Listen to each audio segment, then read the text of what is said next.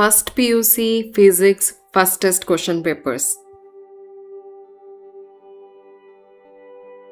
ಈ question ಪೇಪರ್ಸಲ್ಲಿರೋ questions ನಿಮಗೆ ಟೆಸ್ಟಿಗೆ important, ಹಾಗಾಗಿ ನೋಟ್ ಡೌನ್ ಮಾಡ್ಕೊಳ್ಳಿ, ಅದನ್ನು ಚೆನ್ನಾಗಿ ಪ್ರಿಪೇರ್ ಆಗಿ.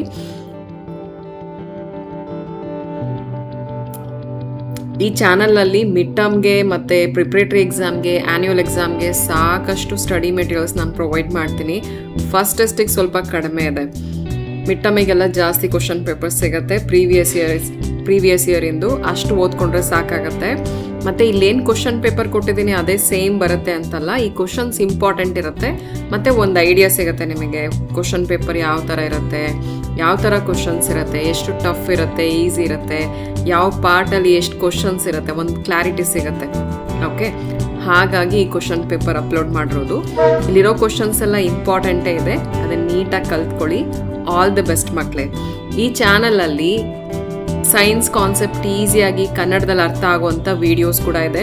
ಮತ್ತು ಸ್ಟಡೀಸಲ್ಲಿ ನಾವು ಯಾವ ರೀತಿ ಇಂಪ್ರೂವ್ ಮಾಡ್ಕೋಬೋದು, ಸ್ಟಡಿ ಟೆಕ್ನಿಕ್ಸ್ ಅಂದರೆ ಯಾವ ರೀತಿ ಓದ್ಕೊಳ್ಳೋದು ಈಸಿಯಾಗಿ, ಅದಕ್ಕೆ ಸಂಬಂಧಪಟ್ಟ ಹಾಗೂ ಸಾಕಷ್ಟು ವೀಡಿಯೋಸ್ ಇದೆ. ಅದು ನಿಮಗೆ ಹೆಲ್ಪ್ ಆಗುತ್ತೆ. MCQಗೆ ಆನ್ಸರ್ ಗೊತ್ತಿಲ್ಲ ಅಂದರೆ ಆನ್ಸರ್ ಮಾಡೋದಕ್ಕೆ 6 ಟ್ರಿಕ್ಸ್ ಇದೆ. ಯಾಕೆ ನಮಗೆ ಓದಿದ್ದು ಎಕ್ಸಾಮಲ್ಲಿ ಮರ್ತೋಗುತ್ತೆ, ಮತ್ತು ಮರ್ತೋಗಬಾರ್ದು ಅಂದರೆ ಏನು ಮಾಡಬೇಕು, ಮತ್ತು ಎಕ್ಸಾಮ್ ಹಾಲ್ ಹೋಗೋದಕ್ಕಿಂತ ಮುಂಚೆ 30 ಮಿನಿಟ್ಸ್ ಏನಿದೆ ಅದನ್ನು ಯಾವ ರೀತಿ ನಾವು ಯುಟಿಲೈಸ್ ಮಾಡ್ಕೋಬೇಕು ಒಳ್ಳೆ ಮಾರ್ಕ್ಸ್ ಸ್ಕೋರ್ ಮಾಡೋದಕ್ಕೆ, ಈ ಥರ ಸಾಕಷ್ಟು ವೀಡಿಯೋಸ್ ಇದೆ, ವಾಚ್ ಮಾಡಿ.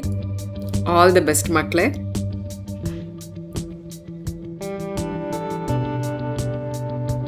ಏನಾದರೂ ಹೆಲ್ಪ್ ಬೇಕಿದ್ರೆ ನಾನು ಕಾಂಟ್ಯಾಕ್ಟ್ ಮಾಡಿ, ನಾನು ಹೆಲ್ಪ್ ಮಾಡ್ತೀನಿ.